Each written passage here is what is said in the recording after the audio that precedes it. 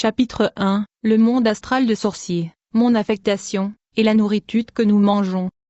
J'ai été affecté par le grand prêtre de la confrérie sorcier, pour opérer dans un buisson derrière le bâtiment de Parlement. En effet, l'endroit était isolé, et les gens y passaient rarement. C'était mon champ d'action. Ce lieu fut transformé en un lieu de destruction des hommes et de femmes qui manquaient Jésus-Christ dans leur vie. Étant donné que j'avais la capacité de me métamorphoser, j'étais supposé séduire les hommes et des femmes qui passaient près de ce buisson, et pour les attirer, j'étais investi avec un grand pouvoir de séduction. Je pouvais me transformer en un homme ou une femme, de toute race, toutes les tailles. Dès le moment où un homme ou une femme passait ou s'approchait de ce buisson derrière le Parlement, un de mes démons compagnons qui me soutenait, se mettait à lire ses pensées afin de déterminer sa préférence et son aspiration. Les démons lisaient le pensée de la personne pour savoir quel genre des femmes est sa préférence. Une fois qu'ils déterminaient les préférences de l'homme ou de la femme, ils m'informaient pour que je puisse prendre la forme du genre de femme ou d'homme que la personne préférait. Je prenais alors la forme de l'homme ou de la femme qui était sa préférence pour le séduire et l'attirer. En m'envoyant dans cette mission, le grand prêtre m'avait dit, une fois que vous avez réussi à séduire et attirer un homme, vous allez sucer son organe sexuel avant de le transformer en un chèvre. En fait, cette pratique sexuelle qui consiste à sucer l'organe sexuel de l'homme et de la femme vient du monde parallèle. Il a toujours été pratiqué dans le pandémonium. C'est une tendance et une tradition qui a toujours été dans le pandémonium. Il vient juste d'arriver sur la terre par la pornographie. À vrai dire, le diable avait assigné ses serviteurs avec la mission de le répandre sur terre à travers le film pornographique. Ainsi vous devez vous abstenir de pratiques sexuelles contre nature. En gros, ce que je faisais est ceci, une fois que je me suis transformé en un homme ou femme qui correspondait aux préférences du passant, et une fois qu'il était séduit, j'ai prétendu aller me soulager dans la brousse. C'est alors que j'ai récité des incantations. En conséquence, la victime ciblée était transformée en une chèvre. Après cela, très rapidement je me transformais en un garçon vendeur de chèvres. En fait, il y a beaucoup de vendeurs de chèvres dans la ville. Plus tard j'ai été affecté à l'hôpital. Il faut comprendre que l'hôpital est un lieu d'activité démoniaque intense. À vrai dire, je m'infligeais de la maladie, pour pouvoir être hospitalisé et commencer à travailler à l'hôpital. Une fois que j'ai été hospitalisé, je me mettais à attaquer le fœtus et le bébé. Beaucoup de gens ne prient pas pour le bébé qui sont dans l'utérus, c'est le ventre de leur maman. Une fois que j'ai réussi dans ma mission qui consistait à attaquer le bébé dans les maternités, je transportais leur corps dans le monde de Satan. Ce fœtus était mis dans de machines et subissait des procédés, et était finalement transformé en poulet. Dans ma troisième affectation, je me transformais en un homme et je séduisais les femmes. Une fois que je détruisais mes victimes avec le venin de mon salive, je transférais leur corps dans le monde de Satan. Le derrière de ces femmes victimes était transformé en des dindes et vendu de par le monde. Ceci étaient les 3 tâches qui m'ont été données. Ma mission était tripartie. En effet, nous avions besoin de poulets. Ainsi, je devais travailler dans le département prénatal de maternité. Je devais attaquer des fœtus, qui devaient subir des procédés dans les laboratoires pour être transformés en poulets, qui seront vendus à la surface de la terre. Puis je devais sacrifier les femmes, leur corps était supposé passer par les industries de transformation dans le monde astral. Comme résultat, leur derrière était transformé en dindes, qui sont vendus au marché. Les hommes que je sacrifiais, leur organe génital furent transformés en saucisses. Il y a des conséquences quand vous ne priez pas avant de manger. Chapitre 2. Ma mission et les vendeurs de chèvres. J'allais à l'école et je participais aux cours dans la salle de classe comme tous les autres élèves, mais en réalité je n'étais pas là. C'était un démon qui prenait ma forme. Je me dupliquais et je débarquais dans la brousse derrière le bâtiment du Parlement. Un de ces jours j'avais atterri dans ce buisson. J'étais en forme féminine. Aussitôt, un de démons qui travaillait pour moi m'avertit qu'un homme qui faisait le tour du buisson s'approchait. Il était un potentiel victime. J'ai prétendu que je cherchais quelque chose dans la brousse. Quand cet homme m'a vu, il se mit à me convoiter. Au départ, il se comporta comme s'il n'était pas intéressé. Néanmoins, je savais qu'il prétendait. Alors il passa comme s'il n'était pas intéressé. Plus tard il est revenu et commençait à me courtiser. Après avoir parlé à cet homme qui était beau, je lui ai demandé de m'excuser parce que je devais me soulager. Puis je suis entré dans la brousse et j'ai commencé à réciter des incantations. En conséquence, cet homme a été transformé en une chèvre. Il a commencé à bégêter comme une chèvre, mais je pouvais comprendre ce qu'il voulait dire par le bruit qu'il faisait. Immédiatement je me suis métamorphosé à un homme ayant la ressemblance d'un vendeur de chèvres exactement comme ils sont. Puis j'ai pris ce chèvre et je l'ai transporté au marché où on vend des chèvres. Alors que nous y allions au marché, cet homme qui était transformé en chèvre bégayait. À vrai dire, il se plaignait et me disait, « Pourquoi m'as-tu transformé en chèvre?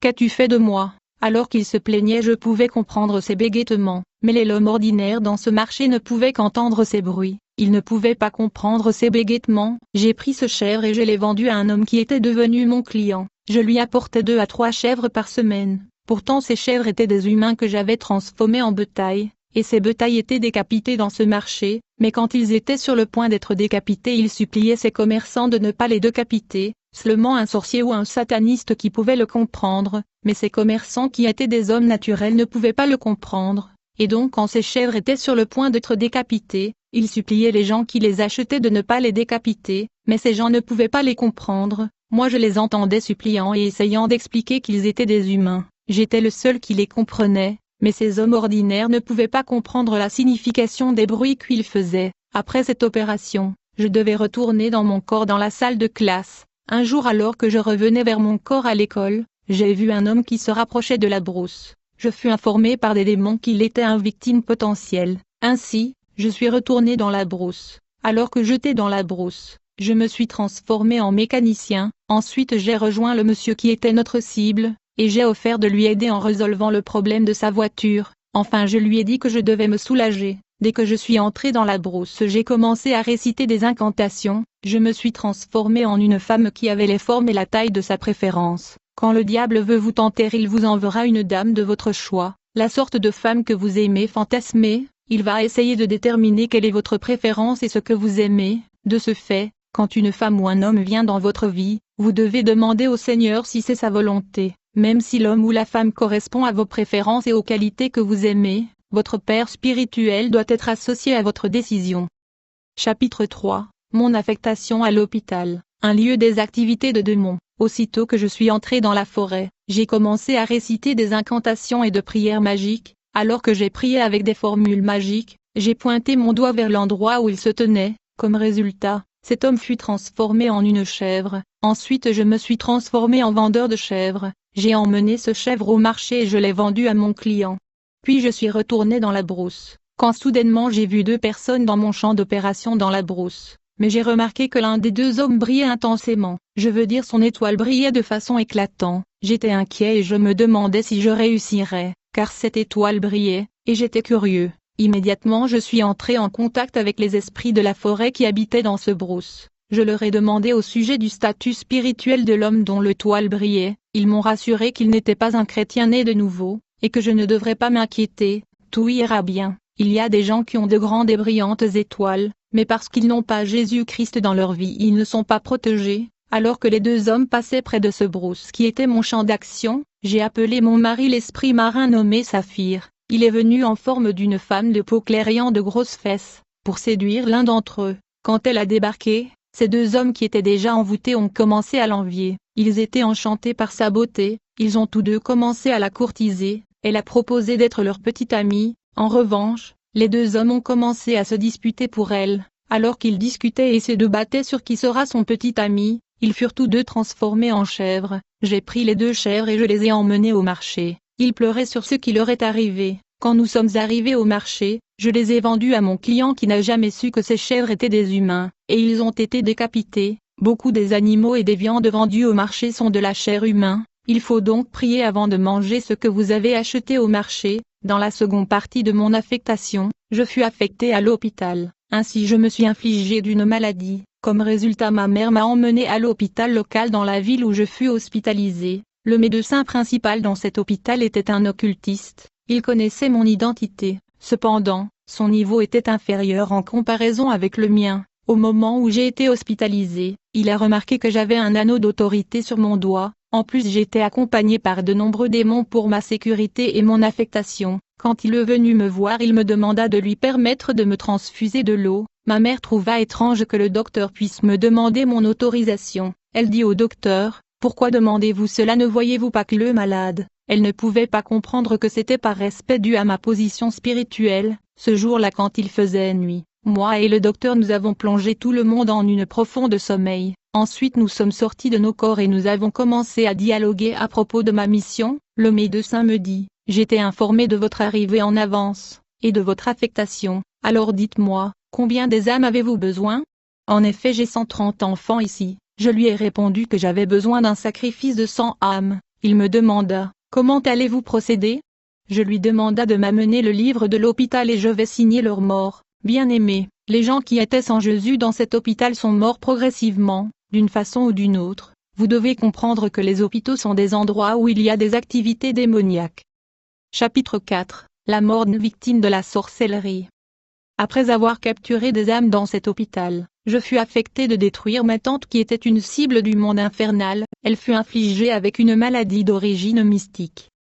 Ma famille les mena à des différents hôpitaux de la ville, mais vu que c'était une maladie mystique, il n'y avait aucun moyen pour le médecin de le diagnostiquer et de la guérir, seulement le nom de Jésus-Christ qui aurait pu la guérir. Plus tard, la grand-mère sorcière qui était responsable de cette maladie les mena à l'église. Elle savait très bien que le pasteur de cette église était un sataniste. Par ailleurs, quand un homme devient la cible du monde de Satan, immédiatement il sera marqué sur son front avec le sceau de la mort, ceci afin de notifier à tous les sorcières et satanistes qu'il est scellé pour le sacrifice et la destruction. Il y a comme ça des gens qui marchent dans la rue avec la marque de la mort sur leur front, parce qu'ils sont programmés et scellés pour la destruction et le sacrifice. Alors, aussitôt que la famille emmena ma tante à l'église, le pasteur qui était occultiste remarqua la marque de la mort sur son front. Le pasteur savait qu'il avait affaire à une femme qui était condamnée à mort par les sorciers. Malgré le fait que le pasteur savait qu'elle devait mourir dans le sacrifice humain, il lui demanda tout de même de commencer une série de jeûnes et prières, mais la famille n'était pas d'accord, ils n'ont pas accepté cela. En fin de compte, ils ont décidé de quitter cette église, et ils ont emmené la tante à l'église où je priais, mais cependant, ils ne pouvaient pas savoir que mon pasteur était également un sorcier. Ce jour-là, quand ils ont rencontré mon pasteur, ce dernier a quand même guéri ma tante de sa maladie, il a parvenu à enlever la maladie de son corps. La famille était heureuse et étonnée. À vrai dire, le pasteur occulte sont capables d'enlever la maladie dans le corps des gens et de la remettre à volonté. Alors que la famille célébrait la guérison de ma tante, dans la nuit, une réunion a eu lieu dans le monde astral. Lors de cette réunion, les sorciers de la famille ont décidé le jour où la maladie était supposée revenir dans le corps de ma tante, et ils ont également décidé le jour de sa mort. Ma tante a été guérie, mais quelques jours plus tard sa maladie est revenue dans son corps, et elle fut hospitalisée à nouveau. Plus tard je suis allé lui rendre visite dans l'hôpital et je lui ai demandé, « Tante, croyez-vous que Dieu peut vous guérir ?» Elle m'a dit qu'elle croyait. J'ai demandé son mouchoir et je l'ai emmené chez mon pasteur afin qu'il puisse prier pour cela, mais mon pasteur était aussi un occultiste. Quand je suis arrivé dans notre église, je l'ai trouvé en réunion avec d'autres dirigeants de l'église. Je fus instruit d'attendre. Aussitôt je suis sorti de mon corps et je suis entré dans la réunion pour discuter avec le pasteur. J'ai dit au pasteur, je n'ai pas le temps, mais j'ai besoin de vous. Vous devez prier pour le mouchoir de ma tante afin qu'elle soit guérie. Le pasteur qui était aussi sorti de son corps me dit, ta tante a été scellée pour le sacrifice, vous le savez très bien, elle est condamnée à mort et elle va mourir. J'ai dit au pasteur, je veux juste que tu mettes de l'huile sur ce mouchoir. Le pasteur mit de l'huile dans le mouchoir de ma tante et je suis retourné à l'hôpital afin de l'oindre, mais elle n'était pas guérie. Quelques jours plus tard, une cousine qui était une chrétienne tiède est venue la rendre visite. Cette cousine prophétisait, mais ses prophéties étaient fausses. Quand elle est venue visiter la tante, je suis sorti de mon corps et je suis entré dans son corps. Ensuite j'ai commencé à prophétiser par sa bouche. J'ai déclaré de mensonges par sa bouche. J'ai dit à ma tante, ainsi dit le Seigneur, vous serez guérie et votre santé va s'améliorer. Mais je savais que ma tante allait mourir ce jour-là même dans la nuit. Plus tard j'ai dit à ma mère, l'Esprit Saint a dit à mon pasteur que la tante va mourir ce soir. En raison de ceci il vaudrait mieux pour elle de mourir dans la maison d'un autre parenté que chez nous. Enfin j'ai convaincu ma mère d'amener ma tante à la maison de sa petite sœur. Plus tard, ma mère est allée prendre un taxi sur le boulevard, afin que nous puissions transporter la tante vers sa petite sœur. J'ai vu ma mère venir avec un taxi, mais le chauffeur de ce taxi et son assistant étaient des démons physiques. Ma mère ne pouvait pas savoir que ces chauffeurs étaient des démons. Ma mère les a donné l'adresse de sa sœur. Ces démons ont transporté ma tante vers la maison de sa petite sœur en second. Ils ont conduit le véhicule mystiquement. Le lendemain, nous avons eu la nouvelle de sa mort, qui était déterminée dans le rassemblement des sorciers. Le cadavre fut emmené à la morgue de l'hôpital où mon grand-père travaillait. Une fois que le corps de ma tante fut transporté à l'hôpital, une réunion de sorciers fut convoquée à la morgue. Elle était tenue par des sorciers de la famille. J'ai quitté mon corps et j'ai voyagé vers la morgue de l'hôpital. La réunion était sur la façon dont les parties du corps de la victime sera de partager entre les sorciers présentement dans la réunion. Le débat était de savoir qui va manger la jambe et les mains. 2 personnes étaient censées de partager la poitrine. Après cela, il y avait funérailles. L'esprit de ma tante qui était mort assistait aux funérailles et observait tout mais ne pouvait pas se communiquer avec les vivants. Alors que les gens pleuraient et étaient en deuil, la victime essayait de se communiquer avec les vivants. En fait, elle tentait de nous accuser, mais personne ne l'écoutait, car il n'y a pas de communication entre le mort et le vivant. Elle disait à la famille, « Voici les gens qui m'ont tué, ils sont là.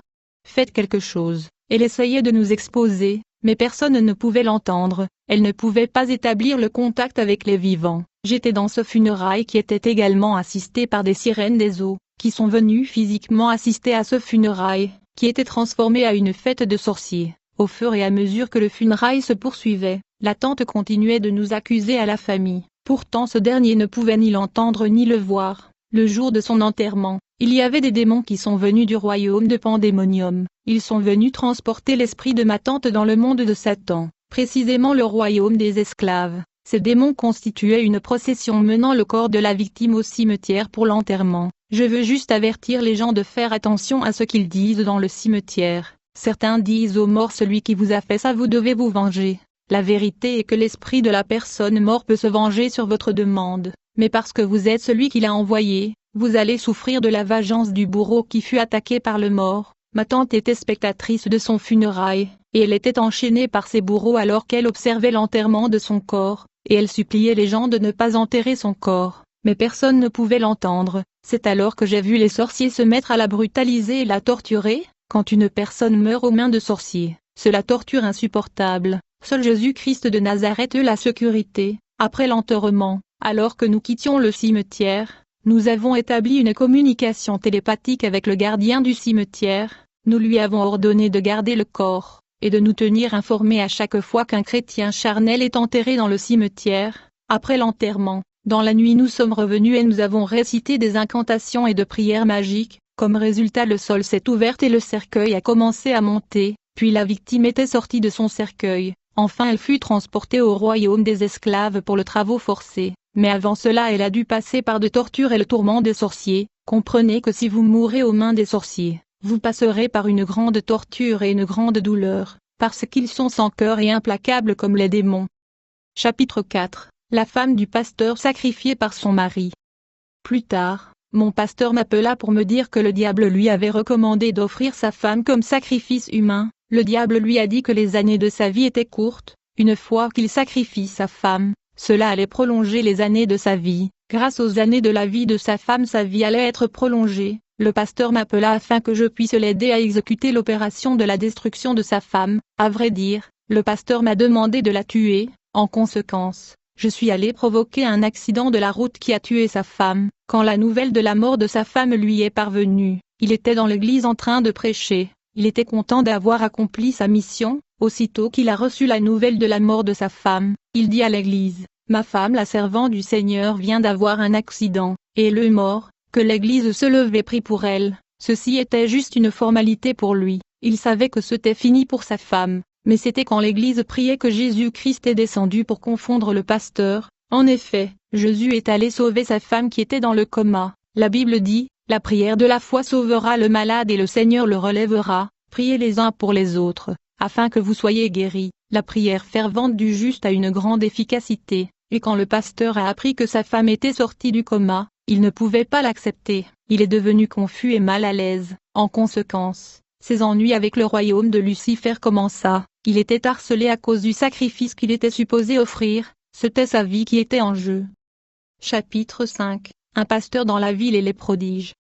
Un jour, j'ai été invité par un faux pasteur. Il m'a dit qu'il était sur le point de baptiser les membres de son église dans l'eau. Ce pasteur voulait de manifestations et des signes. En conséquence, Lucifer a lui instruit d'offrir un sacrifice de 100 personnes dans son église, qui était une grande église dans la ville. Il a parvenu à offrir ses âmes innocents qui étaient membres de son église sans suspicion, puis il m'appela pour m'informer que les ambassadeurs de Lucifer lui ont confirmé que le diable allait montrer un signe. Pendant le service du baptême, il me dit, « Le maître Lucifer m'a demandé 100 d'âmes pour ce signe, et beaucoup de personnes sont mortes dans l'église. J'ai déjà offert ce sacrifice. Comme c'est une grande église, il est difficile pour les gens de remarquer les morts. j'étais d'accord de venir assister à son service de baptême. Le jour du baptême j'ai pris mes vêtements et ensemble avec l'église entière nous avons voyagé à la rivière. Quand nous sommes arrivés à la rivière, le pasteur a demandé aux membres de sa congrégation, « Avez-vous déjà vu la main du Seigneur ?» Les gens ont répondu « Amen ». Le pasteur dit, « Je ne parle pas de miracle, je parle de la vision physique de la main de Dieu. » Immédiatement j'ai vu les gens s'agenouiller pour invoquer le Seigneur et lui demander de manifester sa gloire. À ce moment j'ai vu le pasteur entrer dans l'eau. Quand le pasteur est entré dans l'eau, tout de suite j'ai vu un serpent énorme dans l'eau. Le serpent avait entouré les 4 coins de la rivière et il a permis un petit passage pour que les gens entrent dans la rivière. Puis le pasteur a commencé à baptiser les gens. Cependant tout le monde qui était baptisé dans l'eau, le serpent dévorait leur destin et leur étoile, tandis que le pasteur baptisait ces gens. Certains voyaient l'arc-en-ciel, certains voyaient une main énorme tenant une plume. Toutes les photos qui ont été prises dans ce service de baptême avaient une énorme main au-dessus de l'eau. Les nouvelles de ces manifestations étaient répandues dans la ville. La photo avec la main énorme est devenue populaire dans le quartier et la ville. Le lendemain, quand le pasteur est venu, les gens étaient dans l'émerveillement et la célébration. Quand le pasteur entra dans l'église, les gens se sont agenouillés à cause de manifestations et le signe qu'ils ont vu dans le baptême et le photo. Le pasteur demanda aux gens, « Pourquoi vous êtes tous à genoux ?» Ils lui ont tous montré la photo. Le pasteur leur a dit, « Je vous ai dit que le Seigneur va nous montrer un signe et une manifestation. Maintenant vous l'avez vu et vous avez cru. » Pendant que ce dernier parlait, les gens priaient en langue glorifiant Dieu. Le pasteur leur dit, « La main avec la plume était en train d'écrire vos noms dans le livre de vie. Bien-aimés, les gens devaient mourir pour que Lucifer puisse faire cette manifestation, et ceux qui n'étaient pas morts, leur étoile et destinée était volée. » Puis le diable commença à lui annoncer le changement qui aura lieu dans le pays afin qu'il puisse prophétiser. Le diable lui dit, « Le drapeau de votre pays est en train de changer. » Le diable lui a donné un message prophétique. Chapitre 6. La guerre spirituelle et le combat contre les chrétiens. La Bible dit, « Maintenant a lieu le jugement de ce monde. Maintenant le prince de ce monde sera jeté dehors. » Au fur et à mesure que j'ai pratiqué les arts magiques de l'obscurité, à un moment donné, je fus chargé de combattre et de mener la guerre contre les églises évangéliques de Jésus-Christ. J'étais supposé combattre et lutter contre de chrétiens nés de nouveau. C'est pourquoi j'avais besoin d'être équipé avec plus de puissance, plus d'armes et d'ammunition. Le grand prêtre qui était mon supérieur était tout à fait conscient du danger qu'il y a dans le combat spirituel contre les églises. Il n'y avait aucun doute que je ferais face aux contre-attaques et contre-mesures de disciples du Christ. En raison de ceci, je devais voyager dans le monde invisible pour plus de puissance et de force. Dès que j'ai voyagé dans le royaume astral des sorciers, le grand prêtre m'a demandé d'avancer. Je me suis agenouillé devant lui et il a posé sa main sur ma tête. Puis il a commencé à me transférer plus de puissance afin que je puisse confronter et détruire ces églises évangéliques. Après cela, mon mari qui était un esprit marin entra en moi, et fut sa demeure en moi afin qu'il puisse me guider. Dans ce conflit critique et la bataille contre les églises, le grand prêtre me dit, « Marguerite, je te rappelle que les animaux et les bétails ne devraient pas voir votre nudité. Frères et sœurs, les non-chrétiens sont appelés les animaux et bétails dans le monde astral de sorciers. » Le prêtre me dit, « Toute somme d'argent que vous avez besoin pour votre affectation est disponible, et sera mis à votre disposition. » Il me dit, « Dès lors que nous avons mis à votre disposition de l'argent, vos offrandes et dons doivent dépasser celles de tout le monde. Vous devez les impressionner avec vos offrandes et vos dons. » Le grand prêtre m'a dit, « L'argent du sang que vous allez donner dans ces églises nous permettra d'acheter et de détruire leurs soldats et commandants. » Le grand prêtre se référait aux dirigeants et ministres chrétiens dans l'église. Combat spirituel, la subjugation et la panique de l'ennemi. Le jour suivant était mi-terme, et je me reposais et lavais les assiettes.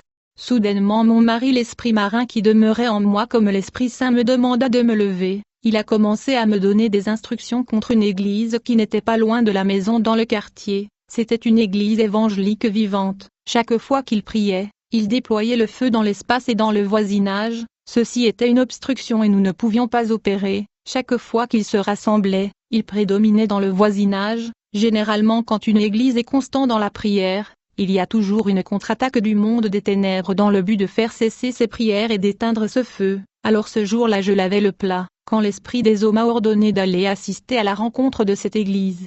J'étais sur le point de partir quand soudainement ma mère a commencé à se plaindre. Elle m'a dit, « Comment pouvez-vous arrêter de laver le plat comme ça ?» Immédiatement j'ai vu un des démons qui était mon compagnon commencer à influencer son esprit. Elle finit par arrêter de m'harceler. Puis je suis allé à l'église indiquée par l'esprit qui habitait en moi. Je ne pouvais pas entrer dans l'église comme ça avec mes pouvoirs. Alors j'ai fait la prière magique et je suis devenue une copie de moi qui était équipée de puissance est retournée à la maison, et une autre copie de moi qui était mon soi naturel est venue dans l'église. Les gens disent toujours que quand un sorcier vient à l'église il laisse sa sorcellerie à la porte. Ce que j'avais fait était similaire à cela. Dès que je me suis approchée de l'église, j'ai pris la forme d'un homme qui était bien bâti tenant la Bible sur sa main. Je tiens à souligner que quand un sorcier vient à l'église, il va commencer par tester la puissance et la force spirituelle des gens travaillant comme protocole à la porte. Si ces gens sont entourés des flammes des feux ardents, la Bible dit, il fait des vents ses anges, et du feu brûlant ses serviteurs. Les chrétiens qui marchent dans la sanctification et la purification sont des colonnes et des flammes de feu ardent dans le monde spirituel. Le sorcier va laisser sa sorcellerie à la porte.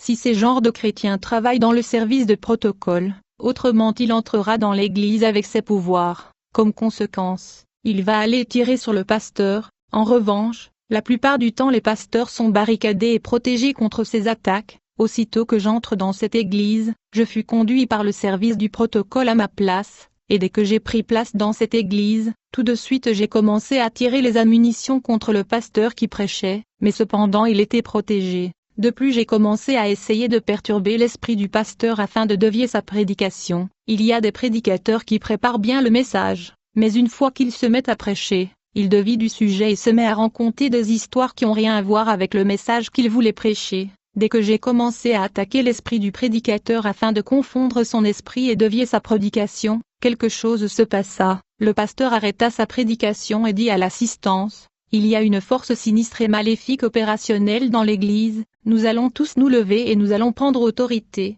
Le pasteur dit au service des protocoles, « Vous devez fermer la porte avant que nous commencions la prière de guerre spirituelle. » Quand le pasteur a dit cela, j'ai paniqué et j'étais devenu effrayé. J'ai immédiatement fait semblant d'aller aux toilettes. Aussitôt que je suis entré dans la toilette, je me suis débarrassé de l'esprit de la sorcellerie. Quand l'esprit de la sorcellerie m'a quitté, j'étais maintenant devenu comme un humain ordinaire sans puissance. Très rapidement je suis retourné à la salle de l'église. Dans ces conditions leur prière ne pouvait pas m'affecter, dans la mesure où mes ammunitions ne pouvaient pas plus atteindre le pasteur, et comme je ne pouvais pas perturber sa prédication, enfin j'attendais le temps de l'offrande pour lancer la dernière stratégie contre ce pasteur. En effet je suis venu à cette église avec $50, qui était l'argent du sang qui m'a été remis par le monde astral, afin de détruire cette église. Dans ce quartier il y avait la pauvreté, personne ne pouvait se permettre une offrande de $5. Quand il était temps d'offrir à Dieu, le pasteur regardait attentivement chaque homme et chaque femme s'avançant pour offrir.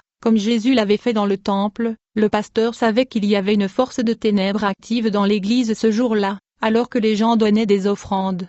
Je me suis levé et j'ai placé $50 dans le panier d'offrandes. Quand je suis allé m'asseoir immédiatement le pasteur se leva et dit à l'assemblée, « Quelqu'un a placé de l'argent du sang dans le panier d'offrandes. Il doit comprendre que Dieu l'a vu et il peut le frapper avec précision là où il est assis. » Je me suis dit en moi, comment ce pasteur peut-il savoir tout ce que je fais dans cette église? Pendant ce temps les gens se demandaient qui pouvait mettre de l'argent du sang dans le panier d'offrandes. Quand le service avait fini, je suis allé dans la rue dans un endroit isolé et j'ai fait de prières magiques.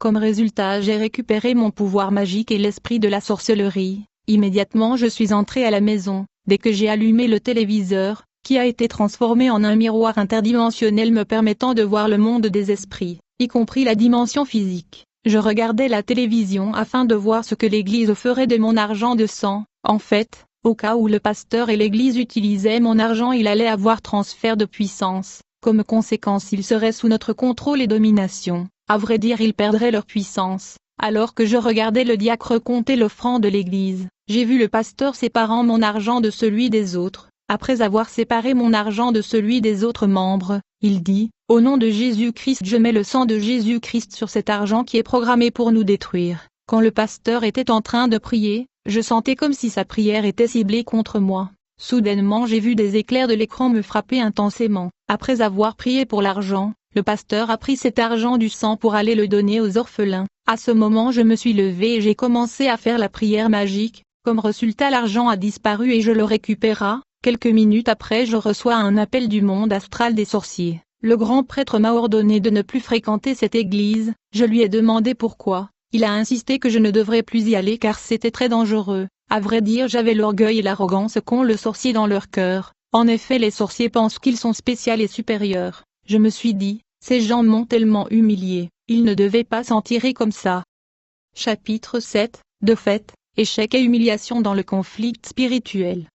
Quelques jours après cet échec, je suis entré dans ma chambre et j'ai commencé à faire des prières magiques. Une partie de moi atterrit dans mon champ d'action derrière le Parlement. J'ai pris la forme d'un homme qui était bien habillé. La dernière fois j'ai dit que j'avais une pierre mystique. À partir des incantations, ceci faisait apparaître une voiture de n'importe quel modèle et marque, afin que je puisse accomplir ma mission satanique. Une fois que j'avais atterri derrière le Parlement, j'ai fait une prière magique. Suite à ceci, il y eut apparition d'une voiture de ma préférence. Sans tarder, j'ai commencé à conduire dans la ville, quand soudainement j'ai vu une sœur en Christ. Le démon m'ont fait savoir qu'elle était notre prochaine potentielle cible et victime. Elle était habillée avec modestie et elle était belle. Je l'ai suivie et j'ai déployé les démons afin qu'ils puissent la suivre et la ralentir, afin que je puisse la courtiser. Elle était supposée traverser le boulevard et s'en aller, mais les démons ont réussi à changer son avis en chuchotant dans son esprit. Au moment où je suis sorti de la voiture, je l'ai suivie, et je lui ai demandé si elle était mariée ou fiancée.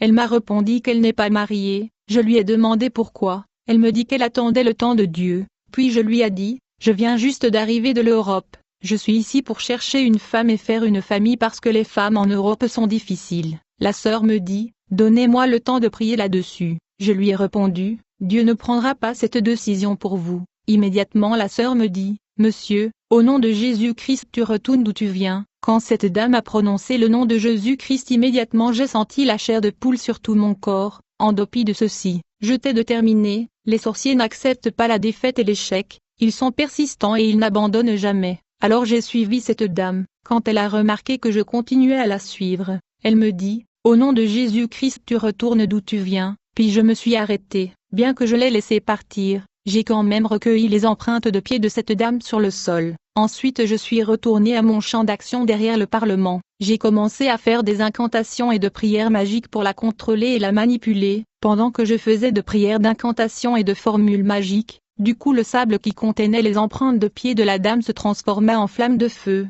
puis ce flamme de feu se dissipa. À ce moment même, j'ai reçu un appel du monde des ténèbres, me notifiant d'abandonner mes manœuvres contre la dame. Les grands prêtres me disent, Marguerite, cette femme ne nous appartient pas, tu abandonnes et tu restes loin d'elle. En fait, les gens de ce monde qui n'ont pas reçu Jésus-Christ dans leur cœur appartiennent au diable. Ce dernier peut faire d'eux tout ce qu'il veut car il lui appartient, mais au moment où ils viennent à Jésus-Christ, ils deviennent la propriété de Jésus-Christ. Quand le grand prêtre m'a dit d'abandonner, je lui ai demandé pourquoi. Tu m'as dit de se battre et de faire la guerre contre eux. Comment pouvez-vous me dire d'abandonner? Il a insisté sur le fait que je devais abandonner. En outre, quand un sataniste conjure un chrétien né de nouveau d'apparaître dans le miroir et écran mystique, grâce à un point de contact tel que l'empreinte de pied, vêtements, ongles ou cheveux, c'est généralement le feu céleste ou le sang de Jésus-Christ qui descendent sur le miroir. En plus de cela, tout sataniste ou sorcière qui se retrouve en face du sang de Jésus-Christ ou du feu céleste tombe malade. C'est le moindre de choc et dégâts qu'ils subissent, et c'est justement ce qui m'est arrivé après avoir été en présence du feu céleste. Il y a toujours des répercussions physiques, et durant toute la semaine j'étais vraiment malade. À vrai dire, dans le royaume de Lucifer, il y a beaucoup de démons avec des infirmités et de déformations. Et beaucoup de démons sont informes, ceci est une conséquence du contact avec le nom de Jésus-Christ, le sang de Jésus-Christ et le feu céleste, déployés par les croyants dans la guerre spirituelle. La puissance de Dieu cause de déformations et de figurations de démons qui combattent des enfants de Dieu. Les démons qui attaquent des enfants de Dieu authentiques reçoivent des chocs. En raison de ceci, il y a des démons qui marchent et bougent avec difficulté. Beaucoup de démons semblent frêles, handicapés. Beaucoup semblent brûlés par le feu à cause de la bataille des esprits. La Bible dit, depuis le temps de Jean-Baptiste jusqu'à présent, le royaume des cieux est forcé, et ce sont les violents qui s'en emparent. Le monde spirituel est caractérisé par la violence et la brutalité spirituelle. Alors que je ne voulais admettre la défaite et l'humiliation, mon mari s'affirme dit, Marguerite, quand on te dit de lâcher, et de ne plus insister de combattre une cible qui ne nous appartient pas, vous devez obtempérer, je lui ai répondu. J'étais juste curieux parce que ces gens semblent plus puissants que nous. Chapitre 8. La capture d'un pasteur et l'intervention du nom de Jésus-Christ. Alors que je continuais ma bataille contre les églises, j'ai visité une église dans la ville, et j'ai donné une offrande de $100 de l'argent du sang. Le pasteur était impressionné. Par conséquent, il a annoncé que je devrais lui rencontrer après le service. Plus tard le pasteur m'a remercié pour l'offrande. Je lui ai dit que je n'hésiterais pas à soutenir l'œuvre de Dieu à cause de ce qu'il avait fait pour moi. Remarquez que je dis Dieu, non pas Jésus-Christ. Je parlais à ce pasteur, quand j'ai remarqué que sa femme murmurait, à cause du fait que ma conversation avec son mari se prolongeait, mais dès que j'ai ouvert mes yeux spirituels, j'ai remarqué qu'elle n'était pas été couverte du flamme de feu, qui couvre les chrétiennes authentiques. Dans ces conditions, j'aurais pu la détruire si je le voulais. Il y a de chrétiens charnels qui sont sans flamme de feu, et qui sont vulnérables dans le combat spirituel. J'ai dit au pasteur l'église manque des instruments, je veux que vous me donniez le coût et l'estimation de tous les instruments dont vous avez besoin. Le pasteur était débordé de joie d'attendre ceci. Puis un frère qui était diacre dans cette église m'a donné l'estimation de $3000.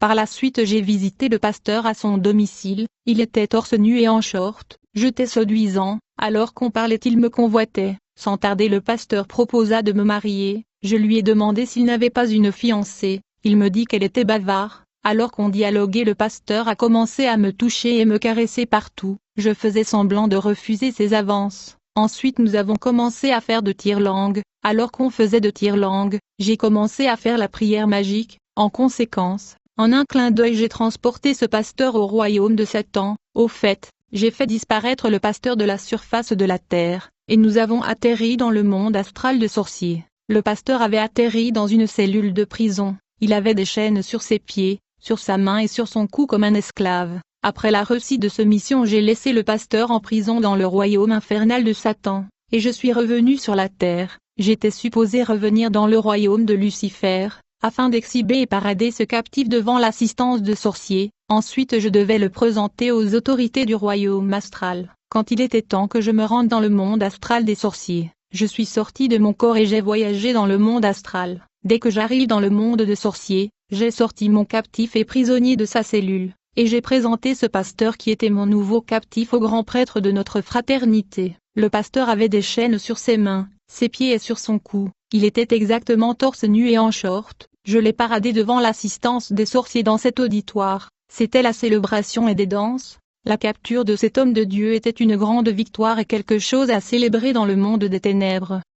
Il y avait une foule de sorciers qui dansaient, rigolaient et célébraient dans cette salle. Ils se moquaient du pasteur qui était défilé comme un esclave avec des chaînes. C'était fou. Puis le grand prêtre se leva et commença à s'adresser au public. Il dit à l'assistance, « Nous avons finalement capturé une vache. » Les gens ont répondu avec rigolade et moquerie. Puis le grand prêtre m'a dit, « Félicitations Marguerite, vous faites un excellent travail. » Puis il dit à l'assistance, « Notre maître Lucifer reste aussi heureux comme je le suis, que notre maître Lucifer puisse donner plus de pouvoir à Marguerite pour qu'elle nous apporte des vaches. » Des hommes de Dieu authentiques sont appelés vaches dans le monde astral, parce qu'ils sont chers, et il y a une récompense pour quiconque peut le capturer. Enfin le temps arriva pour exécuter et décapiter la vache. Soudainement nous avons remarqué que le pasteur qui était à moitié réveillé répétait des mots que nous ne pouvions pas entendre. Il se parlait, je me demandais ce qu'il disait. En fait les captifs dans ce monde ne sont pas autorisés à parler, à moins qu'on ne leur dise de le faire. C'est ainsi que le pasteur était fouetté alors qu'il parlait,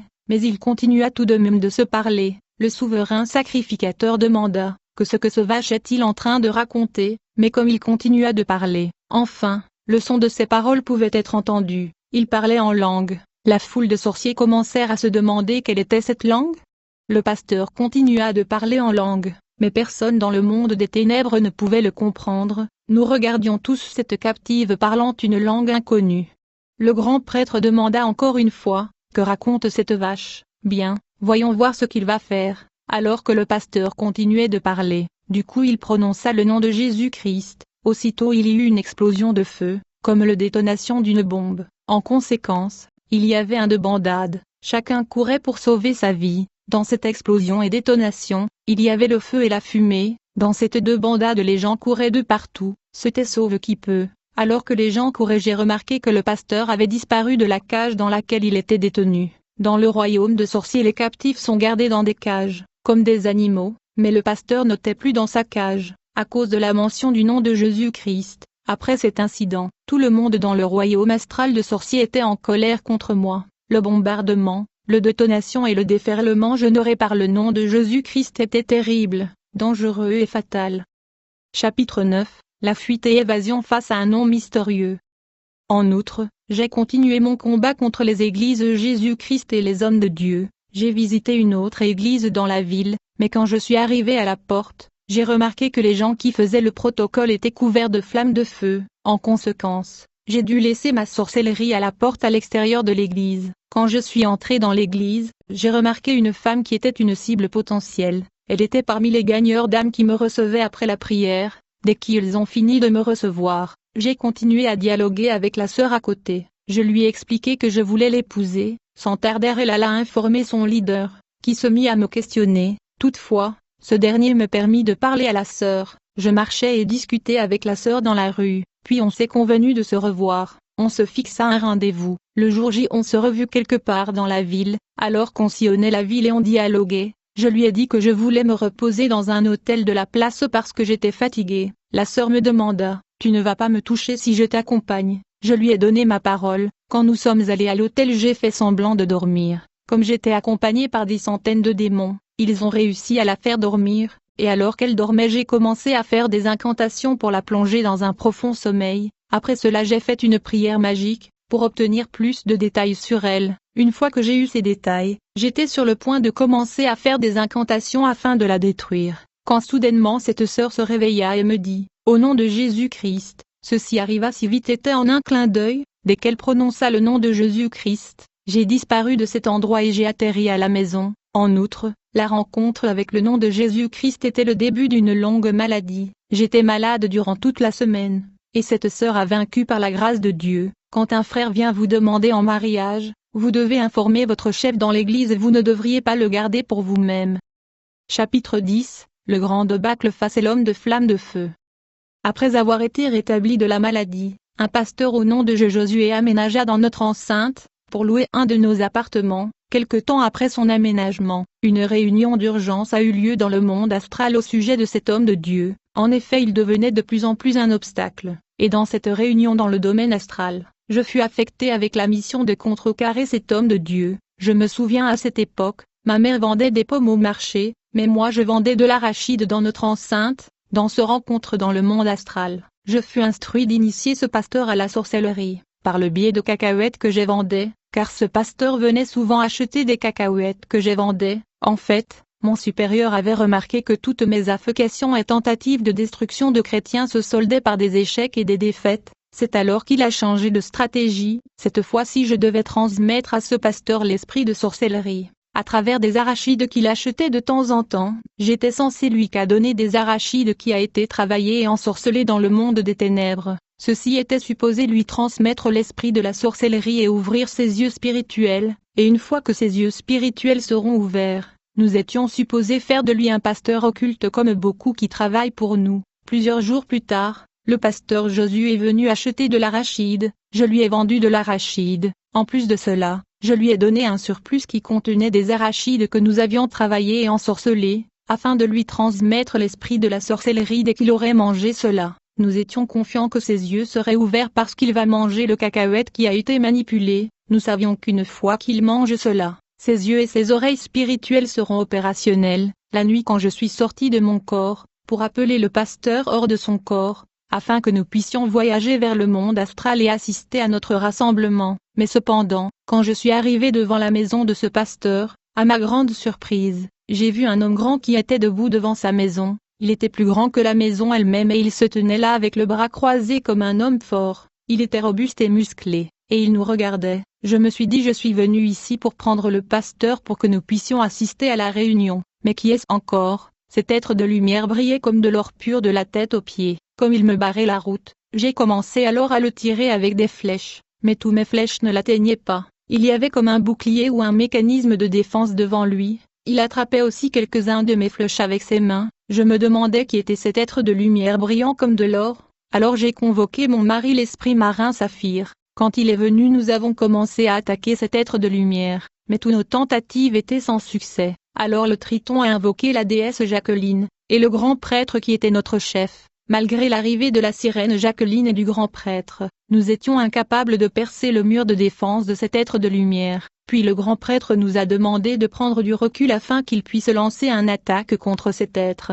Alors que nous étions en train de reculer, J'ai entendu les grands prêtres crier et courir. Nous avons tous commencé à courir. Jusqu'aujourd'hui je n'ai jamais su ce que le grand prêtre a vu. Depuis cet incident je suis arrivé à la conclusion qu'il y avait une grande puissance qui nous opposait. Je savais que cette défaite et échec allait me coûter cher. C'est ainsi qu'on m'a demandé d'offrir ma mère comme sacrifice humain, car dans cette affectation de guerre et combat contre le chrétien il n'y avait que des défaites. Et malgré tout ce que j'ai fait pour le monde des ténèbres, ils ont insisté que je devais offrir ma mère en sacrifice.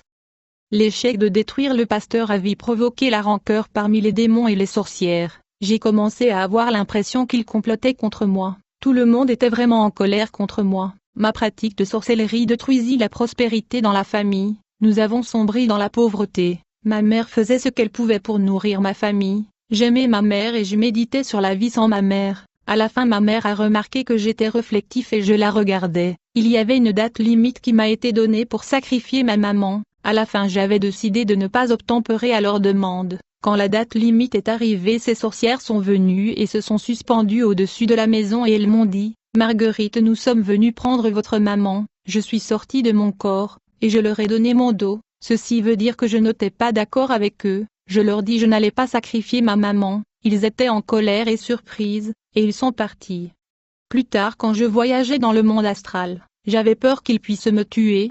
Je notais que tout le monde était en colère contre moi y compris le grand prêtre qui refusait de me regarder en face.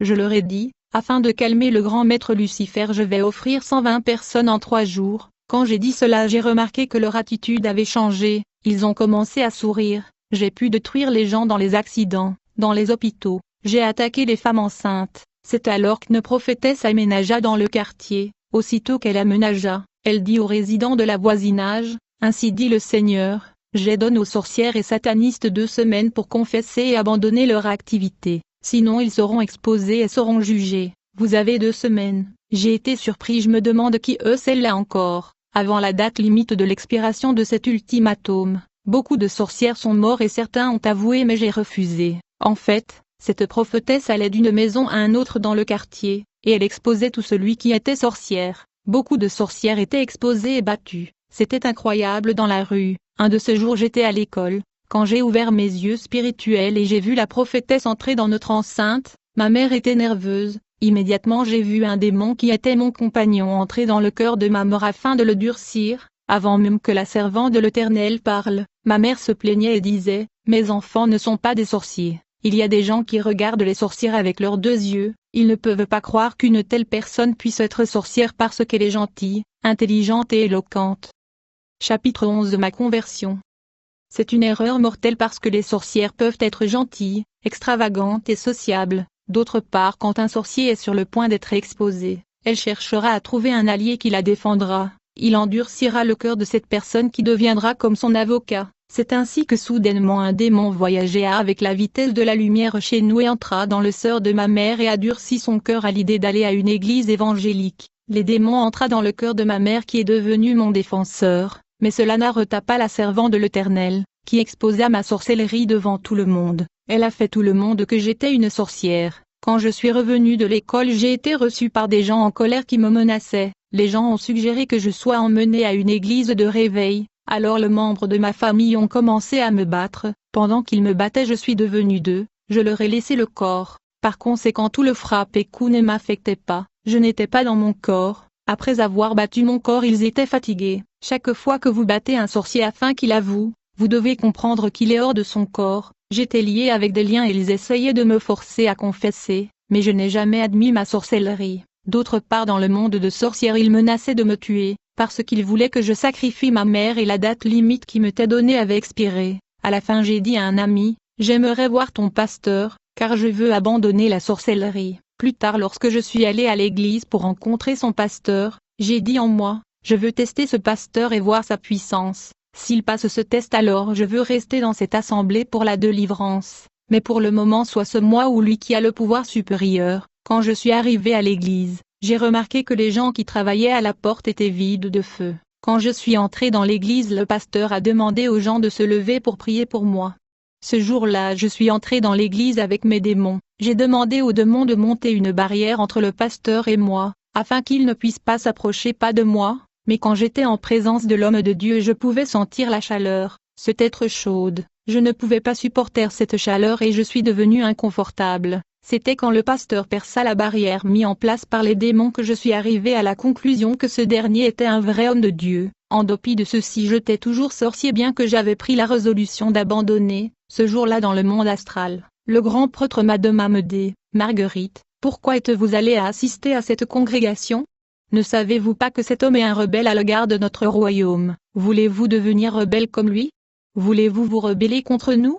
Plus tard je suis revenu à l'église et j'ai dit au pasteur que je voulais abandonner. Il m'a reçu et j'ai commencé des séances de prière. En fait j'ai commencé à vivre dans l'église. Pendant que je dormais dans l'église les sorciers venaient me chercher, mais j'avais refusé de les rejoindre. Quand ils avaient décidé de tuer ma maman, j'ai prié bien que je ne savais pas comment prier. Dieu écouta ma prière et protégea ma mère. Malgré le fait que j'avais décidé d'abandonner la sorcellerie et que j'assistais à 2 prières, mes yeux spirituels étaient toujours ouverts. Alors un jour c'était à l'église, c'était la Sainte Seine. Le pasteur a demandé, qui est sorcier et veut abandonner. Je me suis levée malgré le fait que j'avais honte. Le pasteur m'a demandé, comment vous trouvez-vous les activités sorcelleriques? Je lui ai répondu que je commençais à le percevoir comme impur et immoral. Il n'était plus prestigieux comme je le voyais auparavant. Ce jour de Sainte Seine j'ai vu le pasteur prier pour le jus. Comme mon œil spirituel était ouvert, j'ai vu le jus se transformer en sang, qui était le sang de Jésus-Christ. En fait quand vous observez le sang de Jésus-Christ, il est toujours couvert et enveloppé du feu ardent, il est combiné avec le feu. Quand le pasteur m'appela de le rejoindre devant, alors que j'avançais devant j'avais l'impression qu'il était devenu multiple. En fait je voyais 3 copies de l'homme de Dieu devant. J'étais surpris et je me demandais s'il avait le pouvoir de se multiplier comme moi. Le pasteur était accompagné par le Seigneur Jésus-Christ lui-même, tandis que le pasteur a commencé à prier pour me délivrer. Je pouvais voir le grand prêtre, mon mari et les enfants de la nuit que nous avons engendrés qui pleuraient et disaient, « Maman, pourquoi voulez-vous nous abandonner comme ça ?» Quand le pasteur priait pour moi, j'étais dans le coma, et pendant que j'étais dans le coma, je disais à mon mari et aux enfants que je me sépare de vous tous au nom de Jésus-Christ. Les enfants pleuraient, j'ai dit aux enfants, je ne suis plus votre mère, je vous refuse et vous nie aujourd'hui au nom de Jésus-Christ. Les centaines de démons qui me servaient se plaignaient et disaient, Madame, que faites-vous? Je leur ai répondu au nom de Jésus-Christ je me sépare de vous. Alors que la prière se poursuivait, le grand prêtre me dit, Marguerite vous m'avez déçue je ne pouvais pas croire que vous y aurez jusque.